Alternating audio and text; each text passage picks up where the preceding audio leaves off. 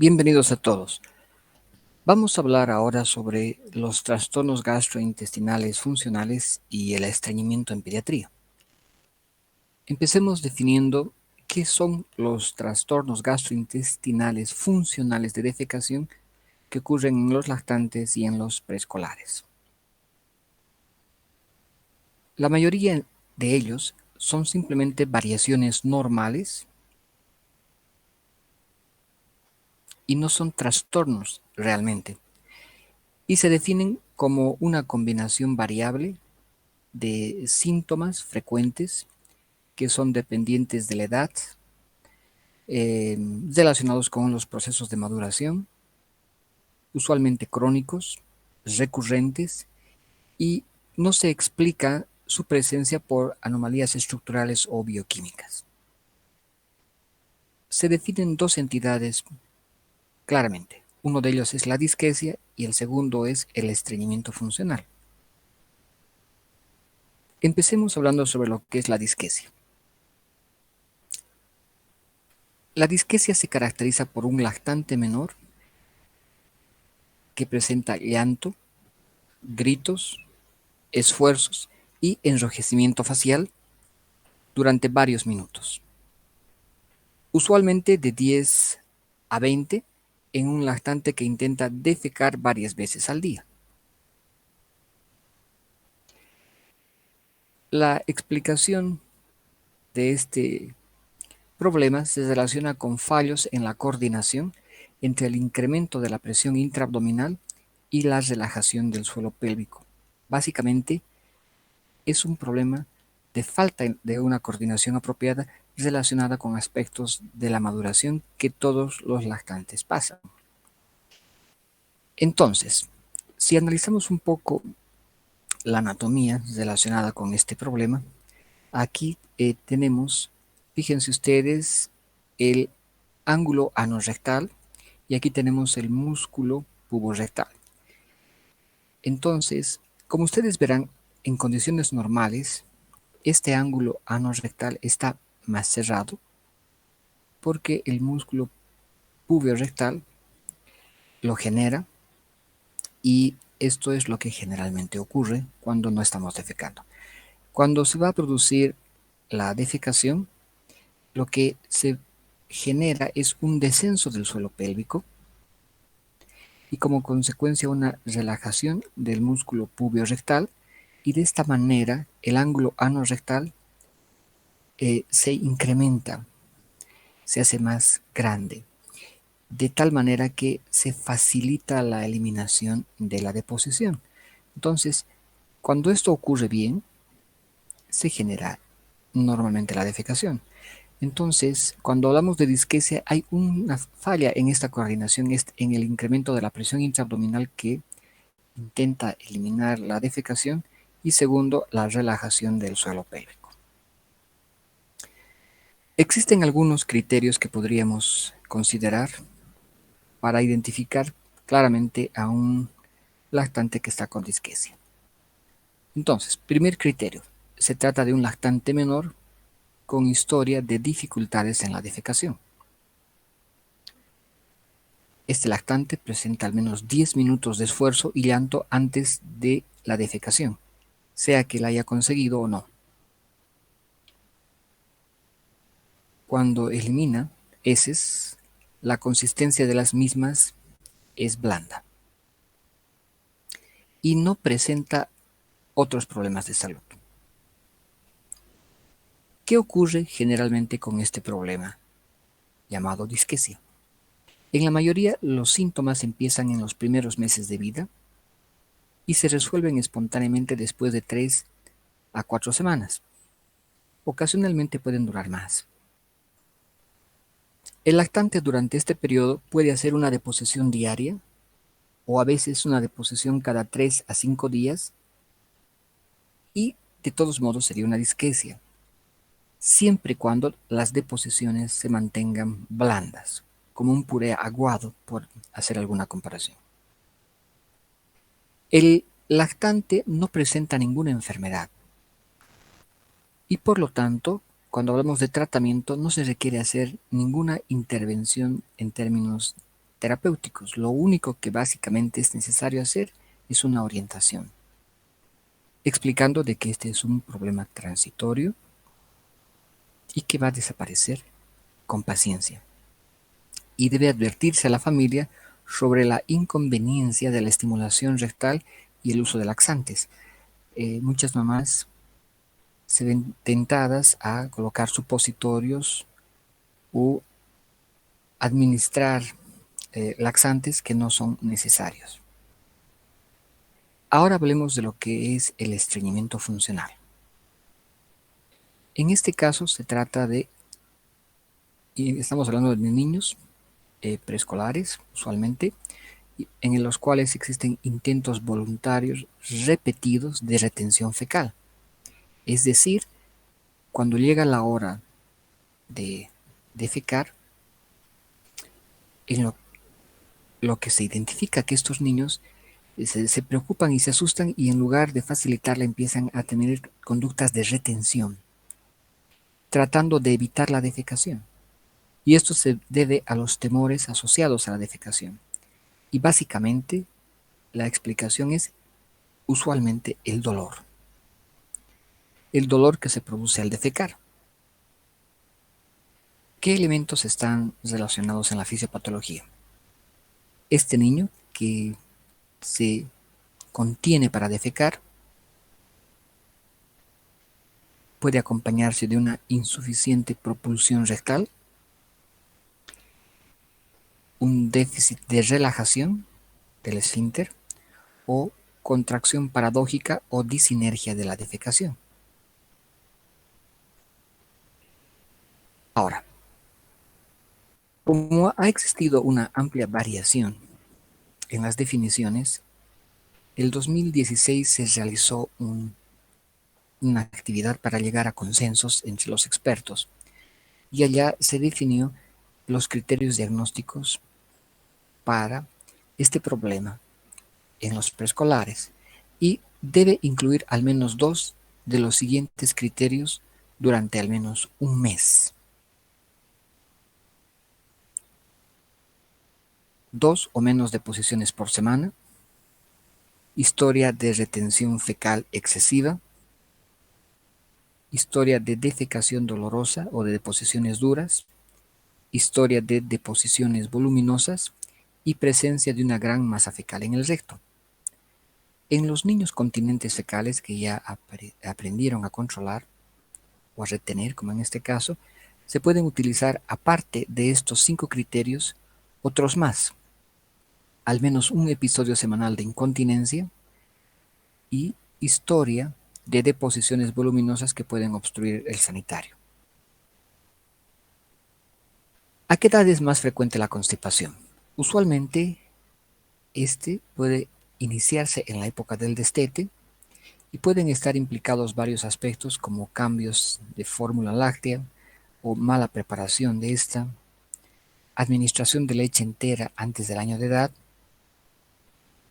y luego de esta etapa, es decir, el destete, alrededor de los 6 meses, otra época en la que la constipación suele iniciarse o suele reactivarse es alrededor de los 2 años, cuando los niños aprenden a controlar esfínteres para facilitar la defecación o para retenerla. Pero en términos generales, la máxima expresión del problema se produce entre los 2 a 4 años de edad. ¿Qué se sabe sobre la epidemiología en general? El estreñimiento se presenta entre el 1 al 3% de las consultas de pediatría. Pero si esta pregunta la pasáramos a un gastroenterólogo, pediatra o a un nutriólogo, encontraríamos que representa el 25% de su consulta. En general, este es un problema más frecuente en niños que en niñas. Su frecuencia aumenta si hay antecedentes familiares. El diagnóstico clínico puede realizarse sobre la base de una historia y una exploración física compatibles. Siempre hay que preguntar cuándo eliminó el primer meconio y se debe recordar que hablamos de normalidad cuando lo ha hecho en las primeras 24 horas. Recordemos que más del 90% de los recién nacidos a término sano han defecado antes de las primeras 24 horas. El que lo haya hecho es un dato muy importante de funcionalidad. Cuando el cuadro es típico, debe inspeccionarse siempre el periné para ver si es que no hay fisuras o plicomas, pero el tacto rectal no siempre es necesario. ¿Cuándo se debería realizar el tacto rectal? Usualmente cuando se establece un tratamiento por un tiempo prolongado y se presenta una falta de respuesta al mismo, o cuando existen algunos aspectos que nos hacen dudar de la funcional condición del problema, o cuando se sospecha de una anomalía anatómica. Y el diagnóstico diferencial de este estreñimiento crónico, que en realidad es una alteración funcional, debe incluir otras que impliquen organicidad, como anomalías anatómicas, enfermedad de Hirschsprung, problemas medulares y otras enfermedades metabólicas y neuroentéricas, que siempre son muy infrecuentes. Generalmente estamos hablando de un problema funcional. Cuando por alguna razón se ha determinado utilizar el tacto rectal como una de las maniobras para analizar este niño, la presencia de heces en la cavidad rectal casi siempre es un signo de estreñimiento funcional. Si no se detectan heces, hay que empezar a dudar de la naturaleza funcional y hay que pensar en organicidad. Por ejemplo, una enfermedad de Hirschsprung o alguna anormalidad anatómica rectal. Básicamente, el buen tratamiento del estreñimiento implica haber actuado oportunamente para manejar el problema. Una intervención precoz indica una evolución favorable de este problema. Es muy importante hablar con los padres y en la primera etapa del tratamiento, el estreñimiento funcional frecuente no representa un problema si es que se hace esta intervención precoz y se resolverá tan pronto como consigamos que el niño defeque sin dolor. Por lo tanto, uno de los primeros puntos que hay que hacer es este: quitar el dolor de la defecación que se produce y que se ha generado como consecuencia de haber eliminado deposiciones grandes que han causado fisuras externas o internas y que cada vez que defeca, pues las fisuras se vuelven a abrir generando importante dolor. Entonces lo importante es conseguir que estas deposiciones duras desaparezcan y como consecuencia la defecación pierda esta condición de dolor. Y el entrenamiento en la continencia, es decir, que el niño deje de aguantarse para defecar, no se debe intentar hasta que este dolor desaparezca, porque hagamos lo que hagamos, este niño seguirá teniendo conductas retentivas mientras el dolor siga siendo importante. En la medida que él verifique que cada vez que defeca el dolor no está más presente, él poco a poco empezará a ganar confianza y el problema estará en su fase más importante para empezar a resolverse. Los tratamientos laxantes que ablandan las heces y aseguran la defecación indolora son básicamente el pilar fundamental del tratamiento y se puede continuar durante meses o años dependiendo del tiempo que el niño ha estado estreñido. La mayoría de los expertos están a favor de utilizar un laxante diario no estimulante como el polietilenglicol o laxantes osmóticos como la lactulosa o las sales de magnesio.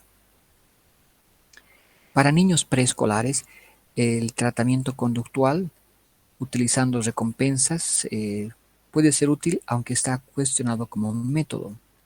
Se refiere a esto, por ejemplo, de premiar al niño cada vez que logra defecar y dejar de hacer sus conductas retentivas.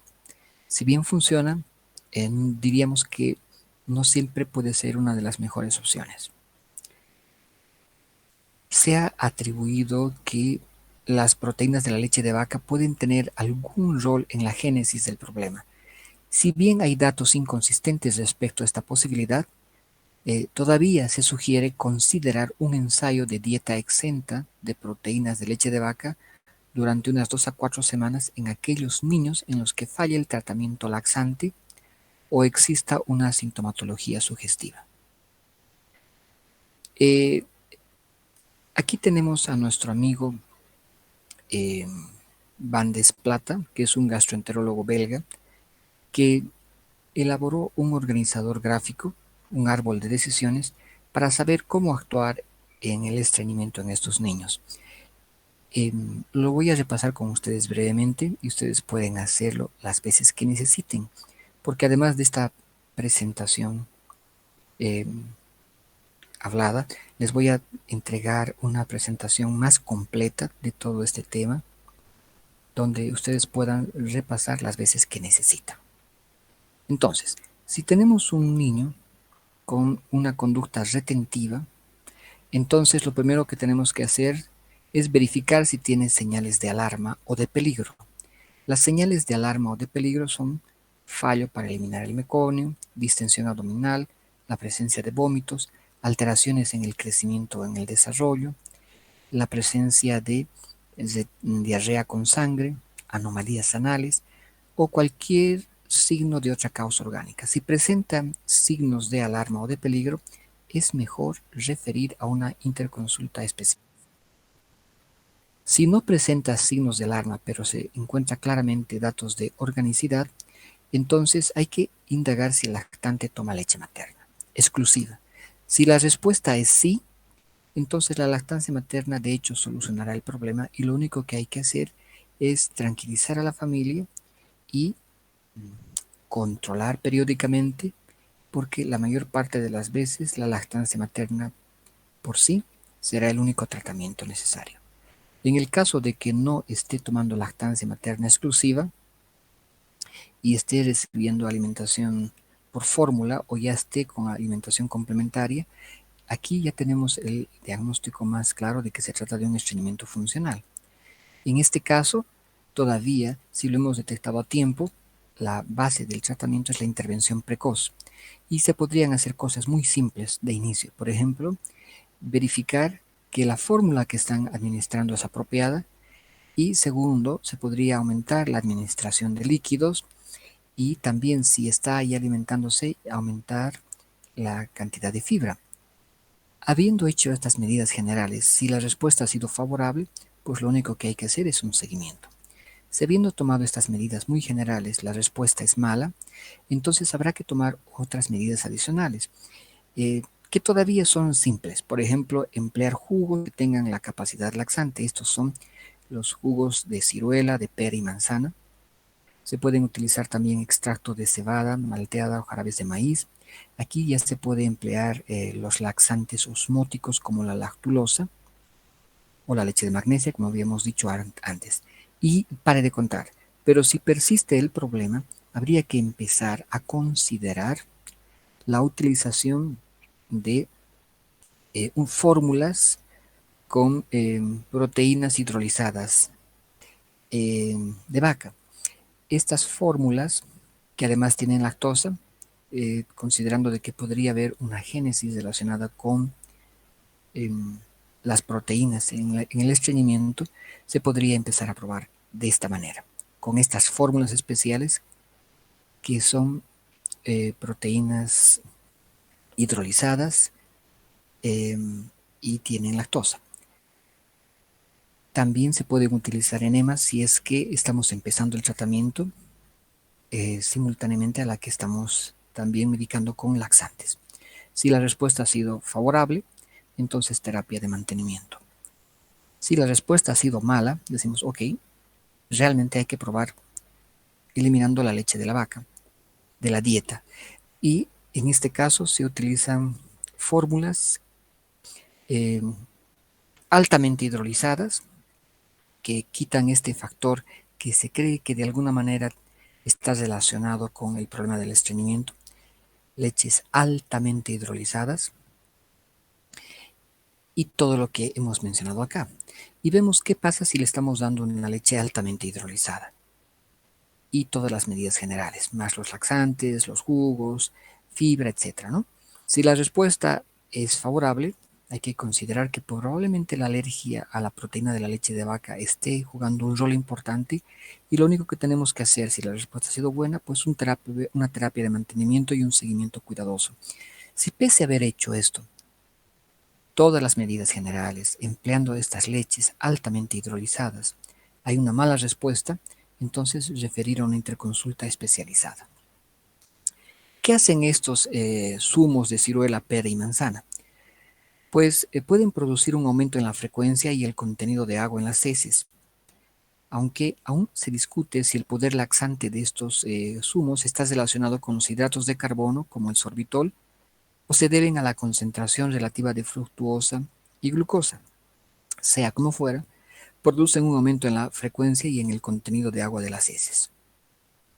Cuando utilizamos estas fórmulas antiestreñimiento, a las que me he referido como altamente hidrolizadas, tienen algunas otras características. Se han incorporado algunos de los siguientes componentes. Entonces son fórmulas altamente hidrolizadas, tienen lactosa, el ácido palmítico está en una posición beta, se trabajan formulándolas con ácidos grasos poliinsaturados de cadena larga, tienen frecuentemente prebióticos de la clase de fructooligosacáridos y nucleótidos, y el propósito que tienen estas fórmulas antiestreñimiento es reducir la formación de los jabones cálcicos, mejorar la digestión y la absorción de la grasa, favorecer el crecimiento de las bifidobacterias, los lactobacilos, estimular esta flora bifidógena,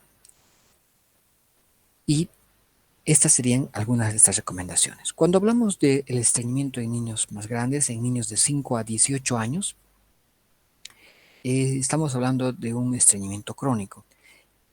No obstante a la situación de cronicidad, que es la principal característica del estreñimiento, hay que reconocer que hay dos tipos de estreñimiento crónico en esta edad. El estreñimiento crónico funcional, igual que en los niños más pequeños, o idiopático, que constituye el 95% de los casos, y el estreñimiento crónico orgánico, que solamente representa alrededor del 5%. Las causas de este estreñimiento crónico orgánico, que representa a la minoría, pueden ser causas neurógenas, causas endocrinas o alteraciones anatómicas, como las malformaciones anorrectales. Y también acá se utilizan los criterios de Roma para identificar a estos niños. Y estos criterios deben incluir dos o más de los siguientes, con ocurrencia al menos una vez por semana o un mínimo de un mes, y que además deben tener criterios insuficientes para el diagnóstico del síndrome del intestino irritable, porque el intestino irritable también puede presentarse como estreñimiento y no solamente como con diarrea como se cree. Veamos cuáles son. 2 o menos deposiciones a la semana, al menos un episodio a la semana de incontinencia fecal, historia de posturas retentivas o retención fecal excesiva voluntaria, historia de deposiciones dolorosas y de consistencia dura, presencia de una gran masa fecal, historia de heces de diámetro tan grande que pueden tapar el inodoro. Después de una evaluación apropiada, los síntomas de este estreñimiento no pueden atribuirse a otra condición. No hay ninguna otra causa que justifique que un niño esté estreñido. Hay que recordar que cuando el estreñimiento es crónico, frecuentemente se asocia a la encopresis. Y hay que aprender a reconocer porque este es uno de los principales elementos de un largo periodo de desarrollo, de una cronicidad importante y mal manejado. Entonces, la encopresis es el paso involuntario de heces en la ropa interior del niño. Va manchando frecuentemente, los intervalos son regulares, por lo menos una vez al mes. Este problema generalmente ocurre después de los 4 años de edad. Más del 90% se asocian a un estreñimiento crónico funcional y se caracterizan porque hay una retención de una gran masa fecal, y cuando empieza a manchar, como vemos acá, ensuciar la ropa, a intervalos regulares, por lo menos una vez, se ha producido por una incontinencia por rebosamiento, porque el niño por temor se aguantaba lo más que podía para no defecar y no causar dolor, pero en algún momento se hace vencer y genera estas condiciones que acabo de mencionar antes. La fisiopatología, que está muy relacionado a lo que anteriormente hemos mencionado, podríamos adicionar algunos otros elementos que tienen algún rol. Los cambios dietéticos, fundamentalmente bajo consumo de fibras, las situaciones de tensión en una familia tan moderna donde cada vez todo el mundo está tan ocupado que le damos poco tiempo a actividades funcionales como estas. A veces infecciones que pueden funcionar como problemas intercurrentes, el inicio del control de esfínteres que se ha manejado mal, medicación inapropiada dándole al niño antiespasmódicos cada vez que se quejaba de dolor, por ejemplo, y esto que les decía, falta del tiempo para la defecación, los hábitos cada vez más inapropiados de la modernidad, los cambios en la fórmula láctea y que además son inapropiados, y todo ello predispuesto a condiciones familiares que incrementan la situación de este problema. Es muy frecuente encontrar como motivo de consulta el dolor abdominal recurrente y que cuando uno investiga con más detalles resulta que es un niño estreñido. Eh, Muy frecuentemente van a encontrar problemas cuando han cambiado de fórmula láctea. Estos niños frecuentemente tienen sangre fresca al final de la defecación y esto se debe a las fisuras que se abren cada vez que el niño defeca por las deposiciones grandes. Usualmente son niños que tienen meteorismo, a veces tienen enuresis diurna o nocturna e infecciones urinarias a repetición, tienen un bajo consumo de fibra en la dieta. Al examen físico muchas veces tienen un abdomen globoso, se puede palpar las masas fecales duras, especialmente en la región suprapúbica, se encuentran muchas veces que el ano está sucio por escurrimiento, recuerden la encopresis, a veces encontramos plicomas, fisuras y escoriaciones anales, y cuando se hace el tacto rectal, la ampolla rectal está ocupada por heces duras, lo que muestra la condición funcional del problema.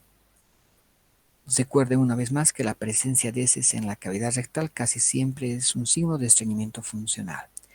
Es importante saber que cuando el estreñimiento eh, está bien identificado, el crecimiento tendría que ser normal. Muchas veces cuando nosotros encontramos alteraciones del crecimiento y el desarrollo, se deben a causas asociadas y no al estreñimiento per se. El estreñimiento per se no tendría por qué causar alteraciones en el crecimiento. Cuando uno pregunta, ¿deberíamos realizar exámenes complementarios como parte del protocolo? Pues la respuesta es, como el 95% son problemas funcionales, pues no van a encontrar gran apoyo en los exámenes complementarios. Por ejemplo, en una radiografía simple de abdomen, lo único que van a encontrar son deposiciones, heces en las radiografías, pero esto no va a representar un gran avance. Entonces, la razón en la cual uno tendría que empezar a buscar con mayor detalle exámenes complementarios es cuando se sospeche de un problema de organicidad, un estreñimiento crónico eh, orgánico, para descartar, por ejemplo, lesiones de la columna lumbosacra, eh, para analizar alguna condición que me haga sospechar de un problema orgánico. El enema de bario, por ejemplo, que se utiliza para visualizar con mayor detalle, solo se utiliza cuando hay datos de sospecha de enfermedad de Hirschsprung o cuando se ha hecho un posoperatorio de recto o un posoperatorio de atresia anal. Como ustedes verán, las causas quirúrgicas son las principales con las cuales se utiliza el enema de bario como parte de los exámenes complementarios. El posoperatorio de la corrección de la enfermedad de Hirschsprung sigue representando la misma condición, causas quirúrgicas. El tratamiento básicamente está basado en la limpieza de la ampolla rectal, que usualmente se utiliza en los enemas para este propósito, y los laxantes.